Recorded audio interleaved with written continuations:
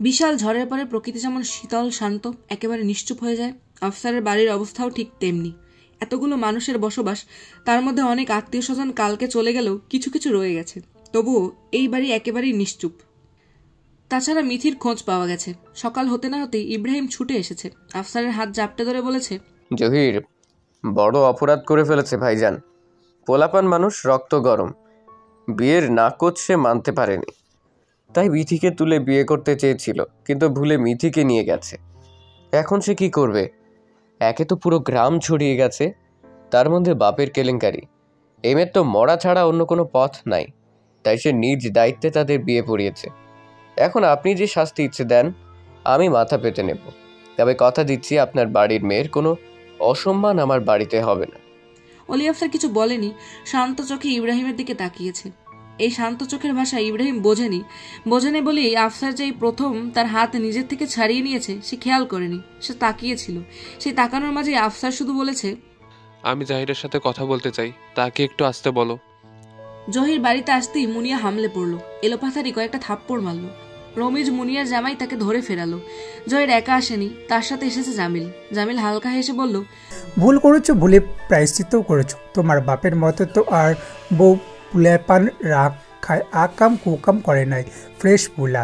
এমন পোলা হ্যারিকান হাতে খুঁজলেও পাইবা না। তাই হাত পা মুখ একটু কম চালাইলি বড় খুশি হইতাম মা। হাজার হোক ছোটো বোনের জামাই, ছোটো বোন ঘর সংসারতে করবো এর সাথে, তাই একটু মাথায় আবোধ লেহজা রাখলে ভালো হয় না মা? মুনিয়া স্তব্ধ হয়ে তাকিয়ে রইল। কালকে থেকে কত কথা যে শুনতে হচ্ছে এর কোনো ইয়ত্তা নেই। তার শ্বশুরবাড়ির মানুষ চলে গেছে, তারাও যাওয়ার আগে দুনিয়ার অসন্তুষ্ট। কঠিন করে ছেলেকে বলে গেছে দুদিনের মধ্যেই ফিরে যেতে। এরকম পরিবারে তাদের নাতিকে রাখতে চায় না, অথচ এখানে তাদের কোনো দোষই নেই।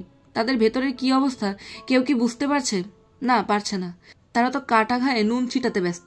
এই পুরুষ শাসিত সমাজে সব দোষ যে নারীর, সে কেন তার স্বামীকে ধরে রাখতে পারল না? রমিজ কিছু বলবে তার আগে জহির শান্তভাবে বলল, আপনি মারেন আপা, অপরাধ করতে পেরেছি, শাস্তি ভোগ করতে পারবো না কেন? এর চেয়েও যদি বড় শাস্তি দিতে চান দিন, আমি খুশি খুশি মাথা পেতে নেব। এই শাস্তির সাথে মিথির কোনো সংযোগ নেই। অপরাধ আমি করেছি, মিথি না। মুনিয়া ফুপিয়ে উঠল। কি হয়ে গেল তার বোনটার সাথে? সে আর দাঁড়ালো না, দৌড়ে ভেতরে চলে গেল। মুনিয়া যেতেই জহির জামিলের দিকে কঠিন করে তাকালো। জামিলকে সে সাথে আনতেই চায়নি, তবে তারা তাকে একা ছাড়বে না। সে দাঁতে দাঁত চেপেই অলি আফসারের রুমের দিকে গেল। জামিল অবশ্য আর এগোলো না, এই বুড়াকে তার সহ্য হয় না। জহির অলি আফসারের সামনে এসে মাথা নিচু করে দাঁড়ালো। চোখে চোখ মেলানোর মতো সাহস তার হলো না। ছোটবেলা থেকে আসতে যেতে কত স্নেহ করেছেন, হাসি মুখে ডেকে কথা বলেছেন, আর তার বুকে ছুরি তারা কত অনায়াসেই চালিয়েছে। আর বড় আব্বা, তাকে জহির বুঝতে পারছে না। বড় আব্বা যদি সত্যি কাউকে সম্মান করে থাকে তাহলে এই সামনে বসা মানুষটাকে। এই মানুষটার এক শব্দে বড় আব্বা বিনা বাক্যে ঘুরে দাঁড়িয়ে যায়। তাহলে হঠাৎ এমন কি হলো যে তার প্রতি মনে মনে এত ক্ষোভ সৃষ্টি হলো? এই মানুষটা কি জানে তাকে ছাড়া এই বাড়ির প্রতিটা মানুষের ধ্বংসের নকশা বড় আব্বা এঁকেছেন, বিশেষ করে আজাদ? কিন্তু কেন? অলি আফসার কিছুক্ষণ শান্ত চোখে তাকিয়ে রইলেন, তারপর সবসময়ের মতোই শান্তভাবে বললেন, বস। জহির এগোলো, তবে সে কোনো চেয়ারে বা খাটে বসলো না। একেবারে গিয়ে বসলো অলি আফসারের পায়ের কাছে। দুপা জড়িয়ে হাঁটুতে মাথা রাখতেই তার চোখ থেকে টপ টপ করে পানি পড়তে লাগলো। অলি আফসার ফেরালেন না, ছুলেনও না, তবে আগের মতোই বললেন, আমার নাতনিকে দেখে রেখো জাহির, সে অবুঝ। দুনিয়াদারি ভালো মন্দর জ্ঞান তার এখনো হয়নি। যেভাবেই হোক দায়িত্ব নিয়েছো, আর যখন নিয়েছো সেই দায়িত্ব নিষ্ঠাভাবে পালন করো। আমাকে মাফ করে দিন চাচাজান। দাদা ভাই, আমি মিথির দাদা ভাই। তোমার সাথেও আমার এখন একটাই সম্পর্ক, তুমি আমার নাতনির জামাই। আশা করি সেটা মাথায় রাখবে। আমাকে মাফ করেন দাদা ভাই। ভুলের মাফ হয়, অপরাধের না। অপরাধের শাস্তি হয়। তোমার শাস্তি তখনই মহকুফ হবে যখন আমার নাতনি আমাকে এসে হাসি মুখে বলবে, আমি ভালো আছি দাদা ভাই। আমি কথা দিচ্ছি দাদা ভাই, মিথি ভালো থাকবে, আমি তাকে ভালো রাখবো। আফসার এবার জহিরের মাথায় হাত রাখলেন, রেখে বললেন, আল্লাহ তোমার কথা রাখার তৌফিক দান করুক। জহির এসেছে এই কথা বিথির কানে গেল। সবসময় তেজ অহংকার দেখানো বিথির আজ কোনো প্রতিক্রিয়া হলো না। অন্য সময় হলে হয়তো মুনিয়ার মতো সেও ঝাঁপিয়ে পড়তো, তবে আজ সে নিস্তেজ নির্বিকার হয়ে বসে রইল। অবশ্য সে একা না, এবারের আর এক কোণে আর একজনও বসে আছে তার মতোই একেবারে নিশ্চুপ নির্বিকার হয়ে। মিথির কথা সবাই জানে, মিথির অবস্থা সবাই দেখেছে। আমেনার পাশে সবাই আছে, কিন্তু এই বাড়ির এত এত ঝড়ের মধ্যে আন্তারার ভেতরের ঝড় কেউ টের পেল না। এবার সে মুখ ফোলায়নি, কাঁদেওনি। জ্ঞান ফেরার পর থেকে একেবারে শান্ত, আর এখন সে শান্তভাবেই খাবার ঘরে চুপচাপ বসে আছে। আজাদ তার কাছে তো ভালোই, একবারের জন্য আর তার সামনেও আসেনি। নিজের সাফাই দেওয়ার জন্য কোনো রকম কোনো চেষ্টাও করেনি। সকাল হতেই নিজের মতো বেরিয়ে গেছে। বাড়ির কারোই মন মেজাজ ঠিক নেই। তাদের শ্বশুর পড়ে আছে নিশ্চুপ এক রুমে, বিয়েবাড়ির সব ছড়ানো ছিটানো। আসাদ সারা রাত ঘুম তো ভালোই, ভেতর বাড়িতেই আসেনি। সকাল থেকে লেগেছে সবকিছু গোছাতে। নিজেদের কষ্টের জন্য কি আর দুনিয়াদারি থেমে থাকে? না, থামে না, না থামে পেট। বাড়ির মানুষেরা সব কষ্টে জর্জরিত হলেও আত্মীয় স্বজন আছে, তাদের তো আর না খাইয়ে রাখা যায় না। তাই শবনম নিজেই সব করলো। তার শরীরও ভালো না, অতিরিক্ত চিন্তার কারণে নাকি না খাওয়ার কারণে সে জানে না। মাথা ঘোরা তো যেমন তেমন, পেট মুড়িয়ে বেরিয়ে আসতে চাইছে। সে সেই অবস্থায় সব করলো, করে আন্তারার দিকে তাকালো। আন্তারার কি হয়েছে সে বুঝতে পারছে না। হঠাৎ করে জ্ঞানই হারালো কেন? সে তো গিয়েছিল মিথিকে খুঁজতে। চিৎকার চেঁচামেচি শুনে দৌড়ে এসেছে। এসে দেখে আন্তারা বেহুশ হয়ে পড়ে আছে। তা থাক, তারা সহজেই যেটা হজম করতে পারে আন্তারা পারে না। অবশ্য আস্তে আস্তে ঠিক হয়ে যাবে। মেয়ে মানুষকে আল্লাহ পানির মতো অসীম এক ক্ষমতা দিয়েছেন। পাত্র যেমনই থাক, গরম ঠান্ডা ভাঙা, সবকিছুতে সে পানির মতো নিজেকে মানিয়ে নিতে পারে। আন্তারাও পেরে যাবে। তবে সমস্যা হলো ইব্রাহিম ভাই। শবনম বোকা না। আন্তারা বেহুশ হওয়ার পরে সবচেয়ে বেশি অস্থিরতা সে ইব্রাহিম ভাইয়ের মধ্যেই দেখেছে। অথচ তার এমন রূপ শবনম আজ পর্যন্ত দেখেনি। সবসময় দেখেছে শান্ত নিশ্চুপ। আন্তারার জ্ঞান ফিরেছে অনেক পরে। তারাই ধরাধরি করে তার রুম পর্যন্ত এনেছে। আর এত এত ঝামেলায় সে আজাদ ভাইকে কোথাও দেখল না। আশ্চর্য! অথচ আর কেউ না জানুক সে জানে। আন্তারা এ বাড়িতে পা রাখার পর থেকে প্রতিটা কদমের হিসেব আজাদ ভাই রেখেছে। আর এত বড় ঘটনা ঘটলো, সে গায়েব না। তার মাথায় তো আর কিছুই কুলাচ্ছে না। সে একটা গামছা ভিজিয়ে কপালে রাখলো। আর এদিকে তার শরীর এমন লাগছে কেন? সে বড় একটা শ্বাস ফেললো। তার দাদি বলতো, বিপদ আপদরা 7 ভাই বোন। তারা কখনো বাড়িতে একা আসে না, হাত ধরাধরি করে একসাথে আসে। শবনমের আজ তার দাদির কথা একেবারেই সত্যি মনে হলো। আরো কি কি হওয়া বাকি আছে কে জানে। সে গামছা ভিজেই আন্তারার পাশে বসলো। বসে বলল, ছোট মার খাবারটা একটু ঘরে দিয়ে আসবে আন্তারা? কাল থেকে পানিটাও গলা দিয়ে নামায়নি। এমনিতেই সুস্থ থাকে না, দেখো তো একটু খাওয়াতে পারো কিনা। আমার শরীরটাও ভালো লাগছে না। আন্তারা সাথে সাথেই ফিরে তাকালো। শবনমের মুখের দিকে তাকিয়ে আস্তে করে বলল, কি হয়েছে ভাবি? তেমন কিছু না, মাথাটা ঘুরছে। আন্তারা কিছুক্ষণ তাকিয়ে রইল। তার নিজের কাজের প্রতি নিজেরই লজ্জা লাগলো। একটা অসুস্থ মানুষ এক হাতে সব করছে, আর সে চুপচাপ বসে আছে। সে সাথে সাথেই উঠল, খাবার নিয়ে ছোট মার রুমের দিকে গেল। দরজার পাশে বসে বসে মুনিয়া কাঁদছে। আন্তারা দীর্ঘশ্বাস ফেলে ভেতরে গেল। গিয়ে চমকে উঠল। আমেনা নির্বিকারভাবে খাটে হেলান দিয়ে বসে আছে, তার চুল ছাড়া। সম্ভবত গোসল করেছে। চুল থেকে টুপটাপ করে পানি পড়ছে। আর তার গায়ে একেবারে সাদা একটা থান কাপড়। আন্তারা কি করবে বুঝতে পারল না। সে খাবার রাতেই যেভাবে এসেছে সেভাবেই দাঁড়িয়ে রইল। আমেনা তার দিকে ফিরল না। না ফিরেই শুষ্ক কণ্ঠে বলল, এই থানটা আমার মায়ের, বিধবা ছিল, মরার পরে স্মৃতি হিসাবে এনেছিলাম। এত তাড়াতাড়ি গায়ে জড়াতে হবে ভাবিনি। আন্তারার চোখে পানি চলে এলো। তার খুবই স্বল্প বুদ্ধি, কখন কি করতে হবে বুঝে উঠতে পারে না। তবে সে একটা জিনিস আজ খুব বুঝলো, মেয়েদের কোনো মূল্য নেই। তার মূল্য হয় মেয়ে হিসেবে রূপে, বউ হিসেবে গুণে, সমাজের হিসেবে বংশ রক্ষায়। এই 3টা থেকে একটা কম হলেও তুমি অকেজো, তোমার আর কোনো মূল্য নেই। তাকে ছুঁড়ে ফেলা হয় নর্দমায়। সে আর চোখের পানি ফেরালো না। সাইডের টেবিলে খাবার রেখে আমেনার সামনে গিয়ে আস্তে করে বলল, আপনাকে একটু জড়িয়ে ধরি ছোট মা। আমেনার গাল বেয়ে নীরবে পানি গড়িয়ে পড়ল। সেও চোখের পানি মুছল না, কিন্তু হাত বাড়িয়ে দিল। আন্তারা ছোট পাখির মতো তার বুকে জড়িয়ে গেল। নিজের অজানা কষ্টে না, আমেনার কষ্টে আন্তারা বুঝল না। তবে সে ফুপিয়ে উঠল। আমেনাও কাঁদল, মন ভরে ইচ্ছে মতো। কাঁদতে কাঁদতেই আন্তারার মাথায় হাত বুলিয়ে বলল, আমার মিথির একটু খবর নিও তো মা, কি অবস্থায় আছে কে জানে। সব কয়টা মেয়ের কপাল একসাথেই পুড়ল। তোমার চাচার জন্য পুড়ল বিথির, বিথির জন্য পুড়ল মিথির। আহারে জীবন, সাদাসিধে সুখে থাকলে এর মন ভরে না। এই তো চাই রং, আর রঙের জন্যই সে রঙের লাটিম ইচ্ছে মতো নাচায়। বিথির বিয়ের জন্য জহিরের মা চলে গিয়েছিল তার বাপের বাড়ি। এই মেয়ের বিয়ে নাকি আবার তারা খেতে যাবে। খাবারের অভাব পড়েছে তাদের। বাসরের উপর তারা কথা বলতে পারে না, তাই বাহানায় কেটে পড়েছিল। আজকে ফিরে সে হতবাক। তার একমাত্র ছেলে বিয়ে করেছে, আর তাকে জানানোর প্রয়োজনও মনে করেনি। সে আজকের জায়গায় যদি কালকে আসতো, হয়তো কালকেও জানতো না। তার সেই দুঃখে বুক ভরে এলো। অথচ এই সন্তানকে সে মাথায় করে ফেলেছে।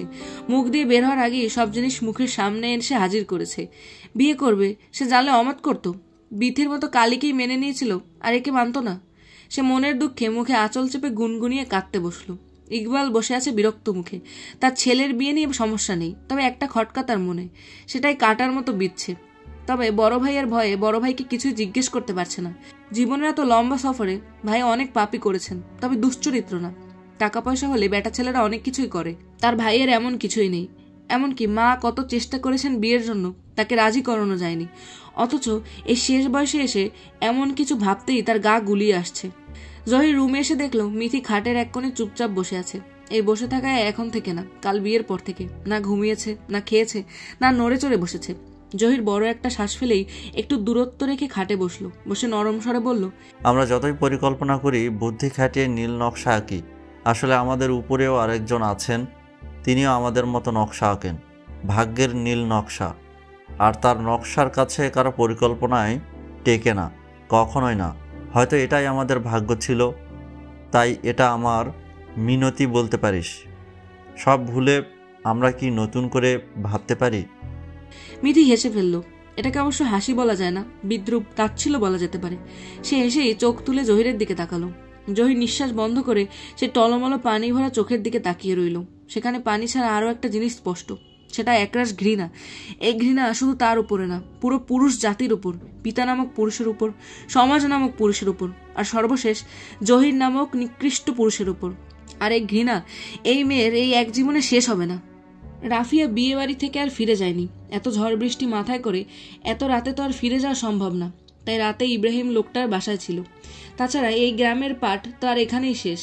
ক্লিনিকার কিছু দরকারি জিনিস ছিল, সেগুলোই নিতে এসেছে। সে তার সবকিছু গোছগাছ করলো। রবিবার ছাড়া ক্লিনিকে তেমন ভিড় থাকে না, আজও নেই। তাছাড়া রোগী দেখার চেম্বার একপাশে হওয়ায় এই পাশটা এখন বলতে গেলে পুরোই নীরব। প্রায় 2 বছরের উপরে এই রুমটায় ঘন্টার পর ঘন্টা কাটিয়ে দেওয়ার পরও আজ কেমন অচেনা অচেনা লাগছে। আর এদের সাথে তার পরিচয় তার ভাইয়ের মাধ্যমে। তার বড় ভাই আর আজাদ একই ভার্সিটিতে পড়তো। গলায় গলায় সম্পর্ক না থাকলেও তাদের ভালো বন্ধুত্ব ছিল। মাঝে মাঝে বাসায় আসতো। প্রথম দেখায় প্রেমে পড়ার মতো আজাদের মধ্যে তেমন কিছুই নেই। বলতে গেলে গ্রাম থেকে উঠে আসা কেউ ভূত বলা যেতে পারে। সে প্রথম ভেবেছিল গ্রামের নিম্নবিত্ত পরিবারের ছেলে টেলে হবে, যারা একটা শার্ট, একটা রংচটা জিন্স নিয়ে পরিবারের দিন ঘোরাতে যান প্রাণ ছেড়ে শহরের ভার্সিটিতে পড়তে আসে শুধু একটা ভালো চাকরির আশায়। তবে তার ধারণা ভুল ছিল। আজাদ আসলে ছিলই এমন সাধারণ চেহারার, সাধারণ দেখতে একটা ছেলে। কোনো বাড়তি রং নেই, ঢং নেই, শুধু আছে মন ভোলানো একটা হাসি। সে কথাই বলতো ফিক করে হেসে ফেলে, যেন সবকিছুতেই কত মজা।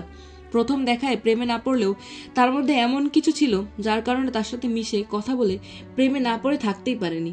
তাই সে নিজেই এগিয়ে গিয়েছিল। তার আর আজাদের সম্পর্ক শুরু হলো বিনা আড়ম্বরভাবে।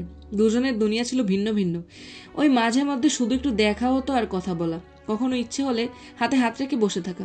সে অনাড়ম্বর জীবন হঠাৎ করে পরিবর্তন এলো তার মেডিকেলে পড়ার সময়। হঠাৎ করে মনে হলো আজাদ তার সাথে বড়ই বেমানান। ততদিনে আজাদের ভার্সিটির পাঠ প্রায় শেষ।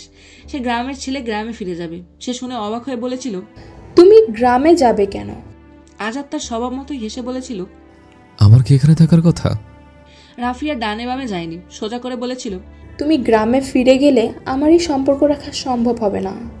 আজাদ তখনও আগের মতো হেসেছিল, হেসে বলেছিল, এই সম্পর্ক তো অনেক আগে শেষ হয়েছে, যখন তুমি সুন্দর, স্মার্ট, পরিপাটি মাতিম স্যারকে দেখেছ। রাফিয়া তখনই চমকে উঠেছিল। আজাদকে সে সবসময় বোকাই ভেবে এসেছে, যা বলে সবসময় এক কথাই হ্যাঁ, দিন দুনিয়ার কোনো খেয়াল নেই। এই ছেলে তার মেডিকেলের ভেতর পর্যন্ত কিভাবে গেল তার মাথায় এলো না। বিনা অনাড়ম্বরে যেমন এই সম্পর্ক শুরু হয়েছিল, বিনা অনাড়ম্বরেই এই সম্পর্ক শেষ হলো। মাঝে কয়েক বছর কোনো যোগাযোগ ছিল না। ততদিনে রাফিয়া এতটুকু ঠিকই বুঝেছে কি হারিয়েছে সে। তারপর হঠাৎ করে আবার আজাদের সাথে দেখা, সে আগের মতোই, তার ভাইয়ের মাধ্যমে। এই কয়েক বছরেও এই ছেলের কোনো পরিবর্তন নেই। সে আগের মতোই এলোমেলো, অগোছালো, দিন দুনিয়ার কোনো খেয়াল নেই। রাফিয়ার সাথে কথাও বলল খুব স্বাভাবিকভাবে। তার সাথে চিট করেছে এমন কোনো হাবভাবও দেখা গেল না। রাফিয়া তো একবার জিজ্ঞেস করে বসলো, তুমি আমাকে চিনতে পেরেছো তো? আজাদ তার স্বভাব মতোই হেসে ফেলেছে, তবে কিছু বলেনি। রাফিয়া আবার নতুন করে আজাদের প্রেমে পড়ল। আজাদের ক্লিনিকের কথা শুনে এক কথায় রাজি হয়ে গেল। সে জানে ভাঙা সম্পর্ক আবার জোড়া লাগাতে সময় তো লাগবেই। তাই সে ভেবেছে ধীরে ধীরে আজাদকে আবার তার প্রেমে মাতোয়ারা করবে। তবে তার সব চেষ্টায় পানি ফেললো এই বিয়ে, মানবে কি করে? তখনই পরিমলবাবু উকি দিলেন। রাফিয়া চমকে উঠল। সে দরজা লাগায়নি, 2 মিনিটের কাজ ছিল। ক্লিনিকের কিছু দূরে জামিল লোকটা আছে, তার দায়িত্ব নিরাপদে তাকে শহরে পৌঁছে দেওয়া। তাই ভেবেছে যাবে আর আসবে। সে চমকেই বলল, স্যার আপনি? পরিমলবাবু হাসলেন, হেসে এগিয়ে বললেন, হ্যাঁ আমি। তুমি চলে যাচ্ছ নাকি? হ্যাঁ। সব ফর্মালিটি কমপ্লিট? না, তেমন কিছু হয়নি, তবে আজাদ বলেছে আমার ইচ্ছে হলে আমি চলে যেতে পারি। আজাদ যখন বলেছে তাহলে অবশ্যই পারো। ভালো থাকবেন স্যার, হয়তো আর দেখা হবে না। এটা একদম সত্য, আর দেখা হবে না। মানে? পরিমলবাবু আবার হাসলেন, হেসে বললেন, অভিনয় ভালো ছিল রাফিয়া। রাফিয়া আবারও চমকালো। পরিমল বাবুর তো কিছু জানার কথা না। তখন আন্তারা যেতেই রাফিয়া সরে দাঁড়িয়েছে। সে ভেবেছিল আজাদ তাকে কিছু বলবে, তবে সে সেরকম কিছুই করেনি। কেন করেছি জিজ্ঞেস পর্যন্ত করেনি। সে নিজের মতো সিগারেট ধরিয়েছে। পরে রাফিয়ার দাঁড়ায়নি। তার কাজ এতটুকুই ছিল, আন্তারাকে দেখানো। অবশ্য কাজও না, সে শুনেই নিজেই রাজি হয়েছে। আজাদ তাকে হেয় করে সুখের সংসার করবে, এটা তার সহ্য হচ্ছিল না। তাই ইব্রাহিম লোকটা বলতেই সে অনায়াসেই রাজি হয়েছে। সে নিজেকে সামলে বলল, কিসের অভিনয়? পরিমলবাবু উপরে ঘুরতে থাকা ফ্যানের দিকে একবার তাকালেন, তারপর বড় একটা শ্বাস ফেলে এগিয়ে রাফিয়ার সামনে দাঁড়ালেন। তার দুটো হাতই প্যান্টের পকেটে। রাফিয়া চমকে ওঠার কারণে এতক্ষণ খেয়াল করেনি, এখন করলো। করে কিছু বলবে তার আগেই পরিমল বলল, সরি রাফিয়া, তোমার শুধু এই গ্রামের পার্ট চোখে নেই, বরং এই দুনিয়ার পার্টই চোখে গেছে। বলে হঠাৎ করে রাফিয়ার মুখে রুমাল চেপে ধরল। রাফিয়া ছাড়ানোর জন্য কিছুক্ষণ ছটফট করলো, তবে হাই ডোজের কারণে কিছুক্ষণের মধ্যেই জ্ঞান হারিয়ে ফেলল। পরিমলবাবু কিছুক্ষণ রাফিয়ার মুখের দিকে নিশ্চুপ তাকিয়ে রইলেন। তারপর রাফিয়ার গায়ের ওড়না টেনে গলায় পেঁচিয়ে ধরলেন। আসাদ রুমে এসে দেখলো শবনম শুয়ে আছে, মাথায় সম্ভবত পানি দেওয়া হচ্ছে, আর পুরো ঘর প্রায় বমিতে মাখামাখি। সেই বমি আন্তারা ধীরে ধীরে পরিষ্কার করছে। সে এগিয়ে এসে বলল, কি হয়েছে? আন্তারা নিজেও ভয়ে শেষ। ভাবি যে এত অসুস্থ সে তো জানলই না। রুমে এসে দেখে অবস্থা কাহিল। কাকে বলবে কাকে ডাকবে সে দিশেই পেল না। পরে নিজেই পানি এনে ভাবির মাথায় পানি দিয়েছে, চোখ মুখ মুছিয়েছে। লেবু চিপড়ে একটু শরবত করে দিতেই কেমন ঢকঢক করে খেলো। আন্তারা এত মায়া লাগলো। এই বাড়িতে এসেছে পর থেকে বিনা স্বার্থে এই মানুষটাই তাকে আগলে রেখেছে। তার সে একটু খেয়াল রাখতে পারলো না। সে কাপা কাপা কণ্ঠে বলল, ভাবির কি হয়েছে? আসাদ হতভম্ব হয়ে আছে। আসলে এত কিছু হলো এই দিকে তার কোনো খেয়ালই নেই। সে হতভম্ব হয়ে এগিয়ে গেল। শবনমের মাথার কাছে বসে কপালে হাত রাখলো। প্রথমবার নরম সুরে বলল, কি হচ্ছে শবনম? দেখি চোখ খুলো তো, আমাকে বলো সমস্যা কি? শবনম চোখ খুলল না, কেননা খুললে সে কেঁদে ফেলবে। আসলে কয়দিনের দৌড়াদৌড়িতে নানান ঝামেলায় খেয়াল না করলেও কিছুক্ষণ আগে যখন চোখ মুখ উল্টিয়ে বমি করলো তখনই তার টনক নড়ল। তার শেষবার তারিখ গেছে কবে। এত ঝামেলায় সে মনেই করতে পারল না। তখন থেকেই তার ভেতর কাঁপছে। এত বিষাদের মাঝেও আসাদ হাসলো। সে ভুলেই গেল রুমে আন্তারা আছে। সে নিচু হয়ে আলতো করে শবনমের কপালে ঠোঁট ছোঁয়ালো। আন্তারা তড়িঘড়ি করে রুম থেকে বেরিয়ে গেল। সে লজ্জা পেয়েছে, তবে একটু স্বস্তিও লাগছে। হয়তো ভাবি বেশি অসুস্থ না, মনে হচ্ছে চিন্তার তেমন কোনো কারণ নেই। সে বেরিয়ে চলে এলো একেবারে আফসারের রুমে। নানা ভাইয়ের রুম থেকে বের হয়নি। আফসার আন্তারাকে দেখে হাত বাড়িয়ে কাছে ডাকলো। আন্তারা এগিয়ে গিয়ে পাশে বসলো। বসতেই আফসার নরম সুরে বলল, কাল কি হয়েছিল বুবু?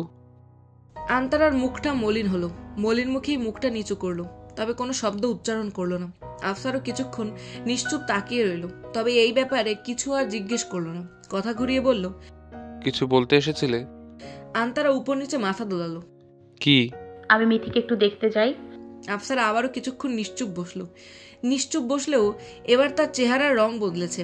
আন্তারা বোঝেনি, তাই আগের মতোই বলল, একটু যাব, গিয়েই চলে আসবো। আফসার বড় একটা শ্বাস ফেলে বলল, একা যেও না, রমিজকে বলছি তাকে নিয়ে যেও। আন্তারা মাথা নাড়ালো। নেড়ে বেরোবে আফসার আবার তাকে ডাকলো, আন্তারা। আন্তারা ফিরে তাকালো। আফসার আবারও কিছুক্ষণ চুপচাপ তাকিয়ে রইল। আন্তারা এতক্ষণ খেয়াল না করলেও এখন করলো। নানা ভাই কিছু নিয়ে খুবই চিন্তিত, যেন কিছু বলতে চায়, তবে বলতে পারছে না। আফসার ঢোক গিলে চোখ বন্ধ করলো, করে আস্তে করে বলল, চোখে দেখা সব সময় সত্যি হয় না আন্তারা। আর আফসার থেমে গেল। কিছুক্ষণ নিশ্চুপ থেকে বলল, যাও, সন্ধ্যার আগে ফিরে এসো। আন্তারাও কিছুক্ষণ নিশ্চুপ তাকিয়ে রইল। ঘুরিয়ে পেঁচিয়ে কথা সে বুঝতে পারে না, তবে আজ এইটুকু বুঝলো নানা ভাই আজাদের কথা বলছে। আর বাকিটুকু? আন্তারা ধীরে ধীরে বেরিয়ে এলো। সেই দিন এইটুকু রাস্তা হাঁটতেই তার কাহিল অবস্থা হলেও আজ সে হেঁটে এলো নির্দ্বিধায়। রমেশ ভাই অবশ্য তার সাথে সাথে হাঁটছে না, সে হাঁটছে একটু পেছনে, মাথা নিচু করে। আন্তারা একবার জিজ্ঞেস করতে ইচ্ছে করলো, আপনার ছোট ভাই কোথায়? কেন জানি গলা দিয়ে শব্দ বের হলো না। সেটা অভিমান থেকে না রাগ থেকে নাকি অন্য কিছু, আন্তারা বুঝতে পারলো না। আন্তারাকে দেখি মিথি দৌড়ে এসে জড়িয়ে ধরলো। এতদিনে যে মেয়ে আন্তারার কাছেও যায়নি, আজ তাকেই সবচেয়ে আপন ভেবে আঁকড়ে ধরতে চাইলো। আন্তারা কিছু বলল না, বরং মিথিকে আরো শক্ত করে জড়িয়ে ধরলো। মেয়েটা এমন থরথরিয়ে কাঁপছে কেন? কি হয়েছে তার? আন্তারা জহিরের দিকে তাকালো।